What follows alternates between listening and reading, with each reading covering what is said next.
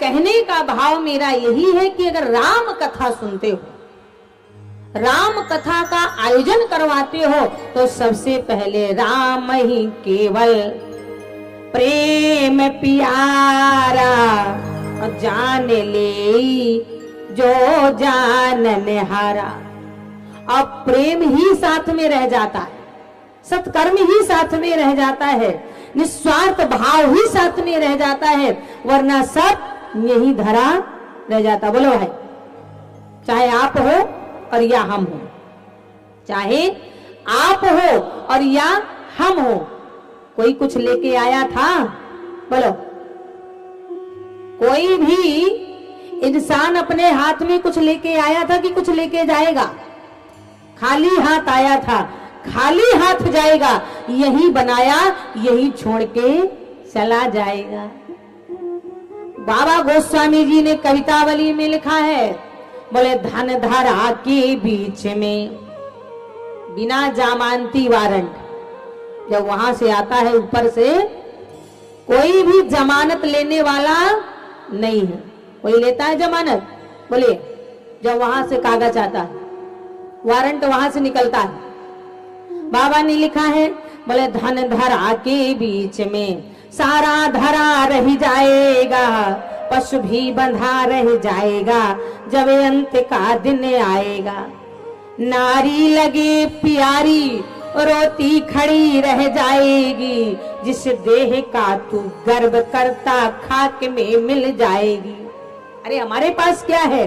बोले था भरा सोना गढ़ लंकी की दीवार में, रावण को ना मिल सका रत्ती भर मरती वार में। तो मेरे कहने का बंधुओं बस यही एक सार है, राम के सुमिरन बिना, राम के सुमिरन बिना ये जिंदगी बेकार है, राम के सुमिरन बिना ये जिंदगी बेकार है।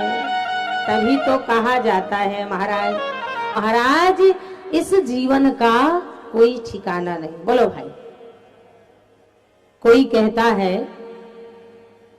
कि मृत्यु सत्य है, तो वाकई में मृत्यु ही सत्य है।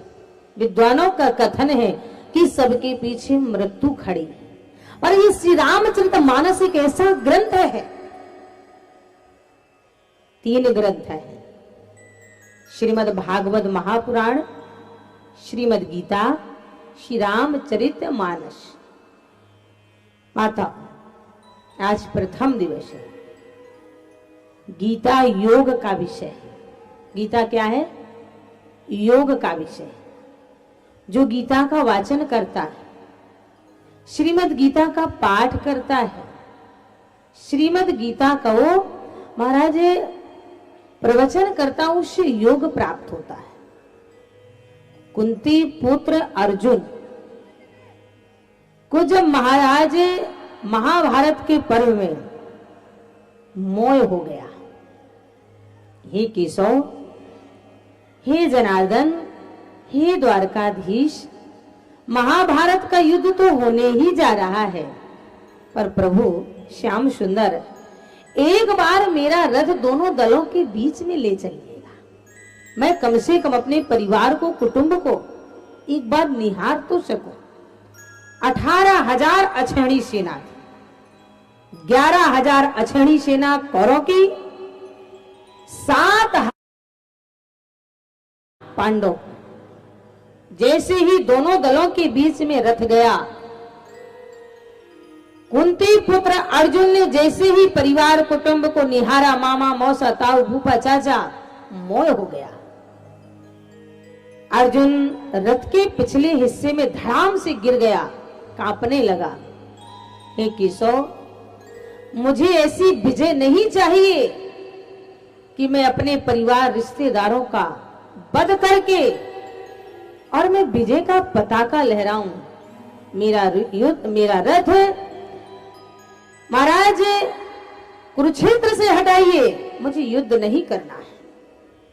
भगवान कन्हैया ने जब देखा माताओं कि अर्जुन को मोह हो गया है, भगवान ने विराट रूप रख के मोक्षदा एकादशी को पुख नक्षत्र को दिन रविवार के दिन अघन के महीना में 45 मिनट के अंदर 700 श्लोकों में लिखी हुई श्रीमद् गीता का वाचन किया। अर्जुन का मोह दूर हो गया। हे अर्जुन, तू कुछ नहीं है, जो कर रहा है वो मैं कर रहा हूं, जो अच्छा हो रहा है बुरा हो रहा है, तू नर है मैं नारायण। 45 मिनट के अंदर गीता का वाचन किया, अर्जुन का मोह दूर हो गया। जिसमें महाराज मात्र 27 श्लोक अर्जुन ने बोले थे, सारे श्लोक कन्हैया ने बोले थे, एक श्लोक संजय ने बोला था और महाराज 18 श्लोक धृतराष्ट्र जी ने बोले थे। गीता का वाचन एक ने किया था कन्हैया ने और गीता का पाठ 4 लोगों ने सुना था। पहले नंबर में अर्जुन, दूसरे नंबर में धृतराष्ट्र, तीसरे नंबर में धृतराष्ट्र का सारथी संजय, चौथे नंबर में सूर्य भगवान। गीता का पाठ सुनने से, गीता का प्रवचन सुनने से योग प्राप्त होता है। लेकिन दूसरे नंबर में है श्रीमद् भागवत महापुराण। श्रीमद् भागवत महापुराण जो 18,000 श्लोकों में लिखी हुई है, 12 स्कंद में लिखी है, 365 अध्याय में लिखी है। श्रीमद् भागवत महापुराण मोक्ष का विषय। श्रीमद् भागवत महापुराण मोक्ष का ग्रंथ है। जब राजा परीक्षित को श्राप दे दिया गया, जाओ तुम्हें 7वें दिन तक्षक नाम का सर्प काटेगा, राजा परीक्षित ने अपने बेटे धनंजय को, महाराज जनमेजय जी को राजगद्दी दिया, सीधा शुक्रताल हर की पौड़ी में पहुंच गए।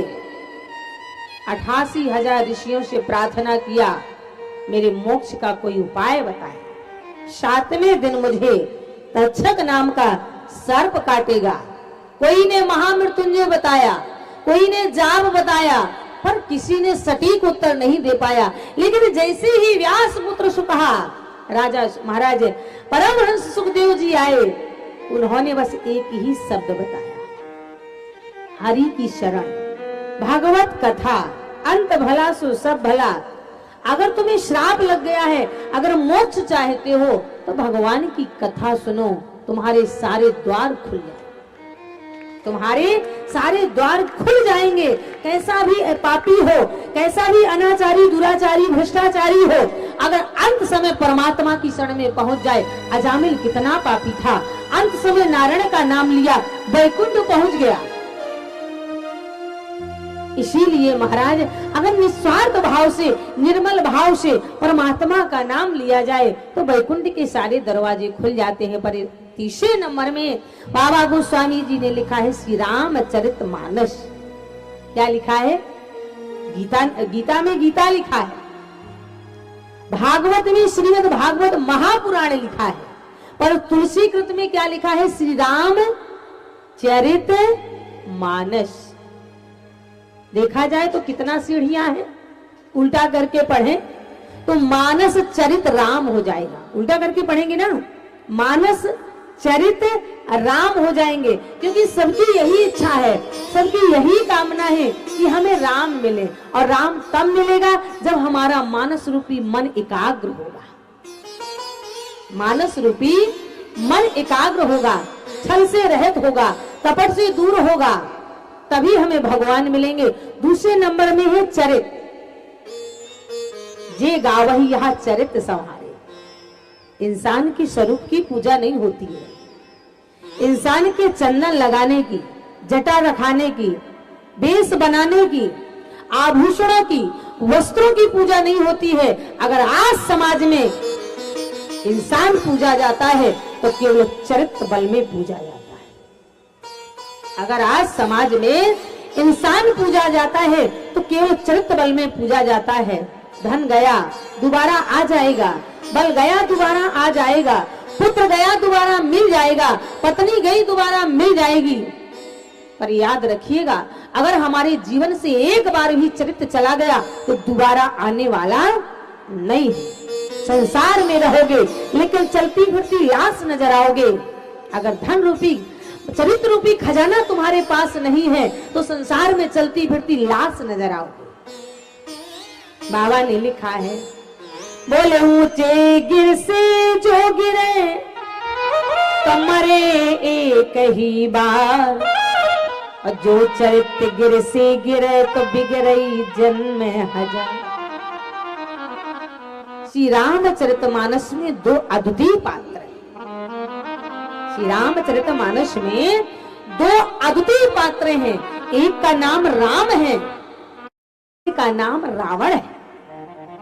एक का नाम राम है तो दूसरे का नाम रावण है, जो कि राम से रावण आगे था। उत्तम कुल पुलस्त करना था। रावण कुलवान था, धनवान था, बलवान था, पुत्रवान था, विद्यावान था, पर रावण एक ही काम का नहीं था कि चरित्रवान।